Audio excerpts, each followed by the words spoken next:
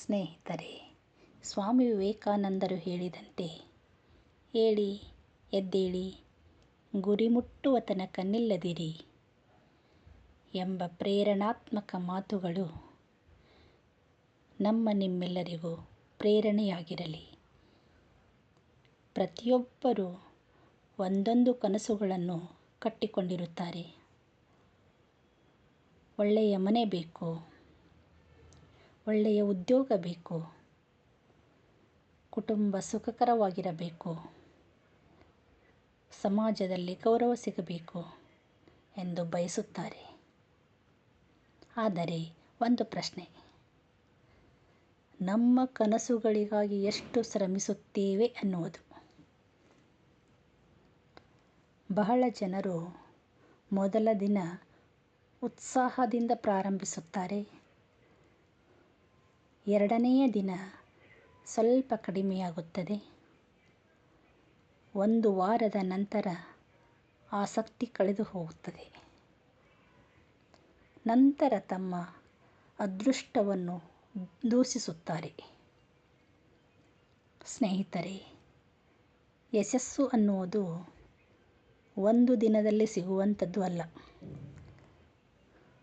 ನೀವು ಕಂಡಂಥ ಕನಸುಗಳು ಎಷ್ಟು ದೊಡ್ಡದಾಗಿರುತ್ತವೆ ಅಷ್ಟು ಪ್ರತಿದಿನ ಶ್ರಮ ವಹಿಸಲೇಬೇಕು.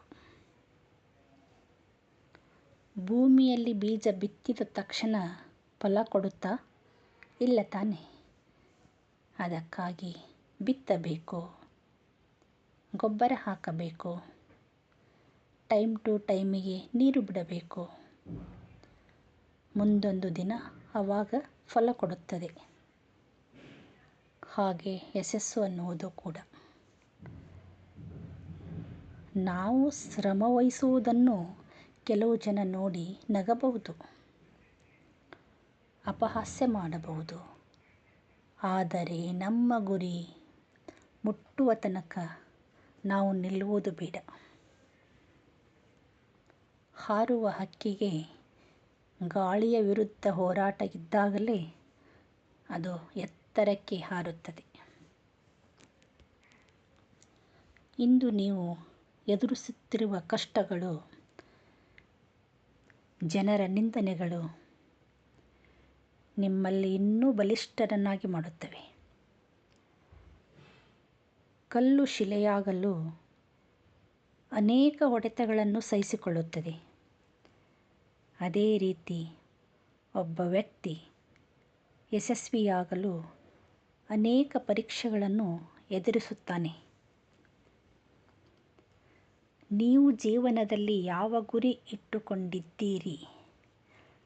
ಸಣ್ಣ ಗುರಿಯಾಗಿದ್ದಲ್ಲಿ ಅಥವಾ ದೊಡ್ಡ ಗುರಿಯಾಗಿದ್ದಲ್ಲಿ ಅದರ ಕಡೆಗೆ ಪ್ರತಿದಿನ ಹೆಜ್ಜೆ ಇಡಿ.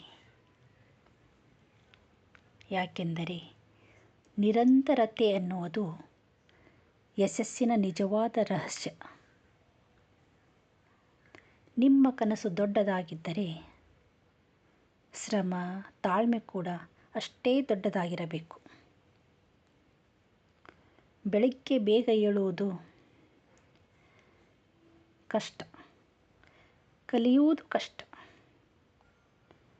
ಶ್ರಮಿಸುವುದು ಕಷ್ಟ.